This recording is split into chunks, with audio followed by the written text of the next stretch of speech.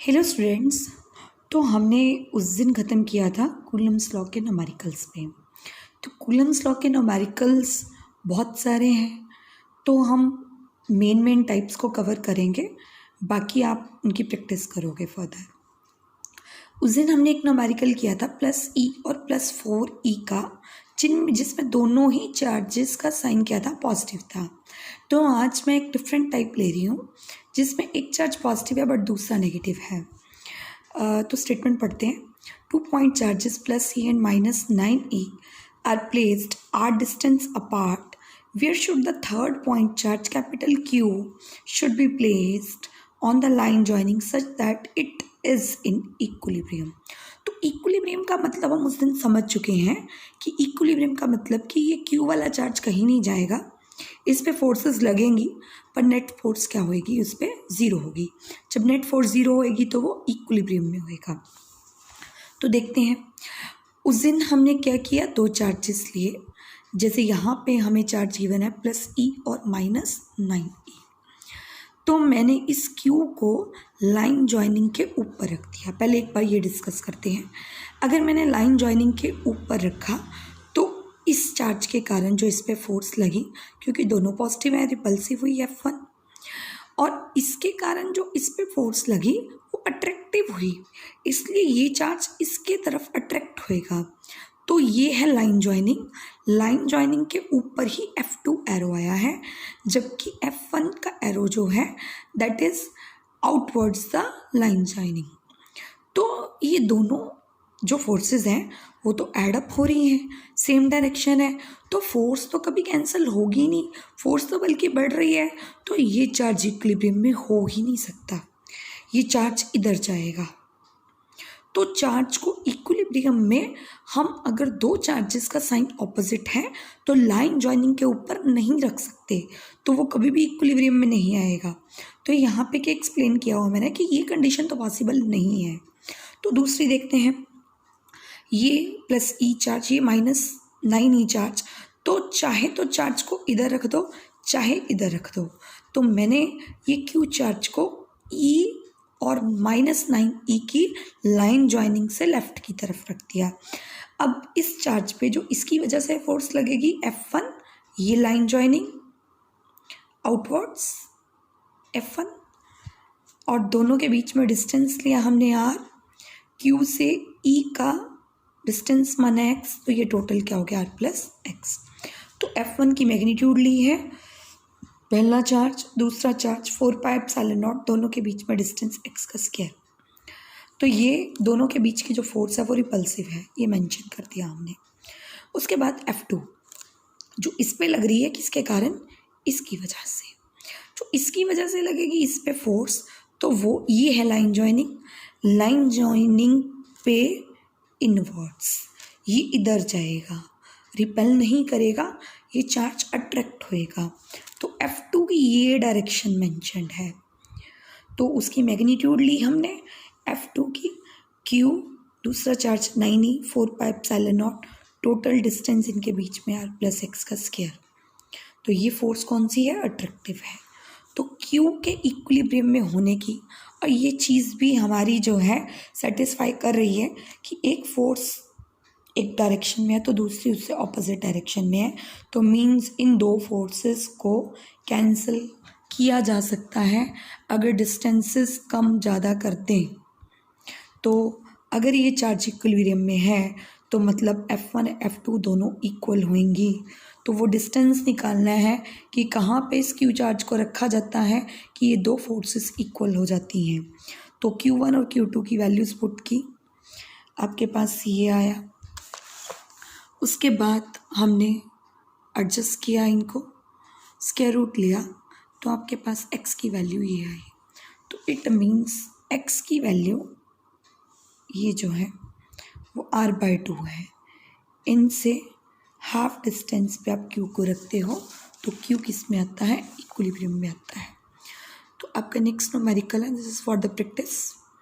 2 identical charges Q each are kept at a distance r from each other. A third charge q is placed on the center of line joining, मतलब उसको दोनों के बीच में centre में रखना है, और such that all the three charges are in equilibrium. तीनों चार्जेस इक्विलिब्रियम में है, सिर्फ क्यू ही इक्विलिब्रियम में नहीं है, तीनों का सिस्टम ही इक्विलिब्रियम पे है। किसी पे भी इक्विलिब्रियम की कंडीशन लगा लो, चाहे कैपिटल क्यू पे चाहे स्मॉल क्यू पे। तो कहता है फिर क्यू की मैग्नीट्यूड क्या आएगी, साइन क्या आएगा और उसकी पोजीशन क्या आएगी, that you have to do yourself. Let's further know. Now the next is Coulomb's law in vector form. हमने जो कूलम्स लॉ किया that is in the magnitude, तो हम डायरेक्शन की उसमें बात नहीं करते, सिर्फ मैग्नीट्यूड लेते हैं, that is Q1 Q2 by 4πε0r²। तो ये है आपके दो चार्जेस, दोनों के बीच में डिस्टेंस स्मॉल आर लिया है हमने। तो ये सारी हमने कंसिडर किया है, दोनों के बीच में डिस्टेंस आर है। अब मेन चीज़ ये है कि ये क्या है, दोनों चार्जेस पॉजिटिव हैं, दोनों एक दूसरे से दूर जाएंगे, रिपेल करेंगे, तो ये दोनों फोर्सेस आउटवर्ड्स हैं। F12 क्या है, जो इस पे लग रही है लगा कौन रहा है, दूसरा पहले पे लगा रहा है, इसलिए इसकी डायरेक्शन इधर से इधर है। F21 क्या है, पहले वर्ड का मतलब है जिस पे लग रही है, दूसरे का मतलब जो लगा रहा है।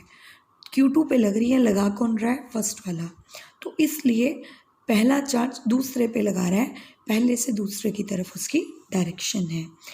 R12 और R21 पोजीशन वेक्टर्स हैं, यूनिट वेक्टर्स हैं जो डायरेक्शन को इंडिकेट करते हैं। R12 बताता है position from Q1 to Q2 और R21 बताता है फ्रॉम Q2 टू Q1। तो कूलम्स लॉ लगाते हैं वेक्टर फॉर्म में F12 लिखने के लिए, तो आपका क्या आता है, मैग्नीट्यूड सेम है, ये सारी चीज़ सेम है, because it is a magnitude Q1 Q2 by 4πε0r²। पर क्योंकि ये वेक्टर है तो साथ में डायरेक्शन मेंशन करनी है, मैंने R21 लिखा। आप देखो F12 की डायरेक्शन कौन सा यूनिट वेक्टर बता रहा है, R21 ही बता रहा है ना, ये सेम डायरेक्शन। और F21 की डायरेक्शन कौन बता रहा है, R12 यूनिट वेक्टर। तो हमने इसलिए यहाँ पे R21 लिखा।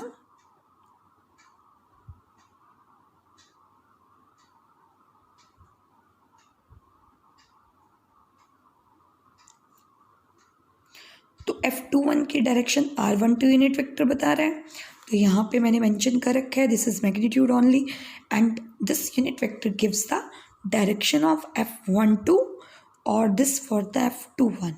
तो यहाँ तक की बात करते हैं, तो this is the Coulomb's law in vector form. तो हमें पता है कि R12 R21 ये कैप का मतलब होता है यूनिट वेक्टर। यूनिट वेक्टर की मैग्नीट्यूड तो 1 होती है, और जैसे कि आप डायग्राम में देख रहे हो इन दोनों की डायरेक्शन रिवर्स है, तो इसलिए मैंने यहाँ पे माइनस साइन लगाया, जिसका मतलब क्या होता है कि दोनों की मैग्नीट्यूड तो बराबर है पर डायरेक्शन क्या है, ऑपोजिट है। तो अगर हम F21 लें, F21 आपके पास ये है, इसमें R12 की वैल्यू ये वाली पुट करें तो आपके पास ये आता है। और अगर आप इस इक्वेशन को 1 से देखते हो तो ये वैल्यू जो है ये F12 की है। तो इसने क्या शो किया कि कूलम्स लॉ न्यूटन्स का थर्ड लॉ को भी फॉलो कर रहा है। तो this was all about the Newton's Coulomb's law in vector form. और हमें एक चीज़ और पता चली कि Coulomb's law in vector form follows the Newton's third law of motion. तो ये आपके दो न्यूमेरिकल्स हैं फॉर द प्रैक्टिस,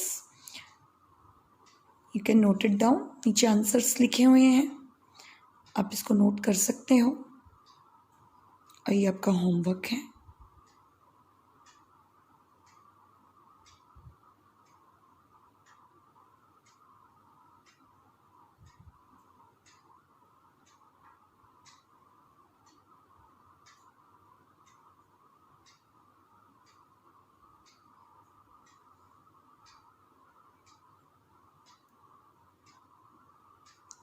सो हमने मैक्सिमम कूलम्स लॉ के न्यूमेरिकल्स जो हैं वो सॉल्व किए हैं, बाकी कुछ आपको प्रैक्टिस के लिए दे दिए हैं। आई होप कि आप लोगों को सारा लेक्चर समझ आया होगा, or you are able to do the a number of numericals. Okay beta, thank you.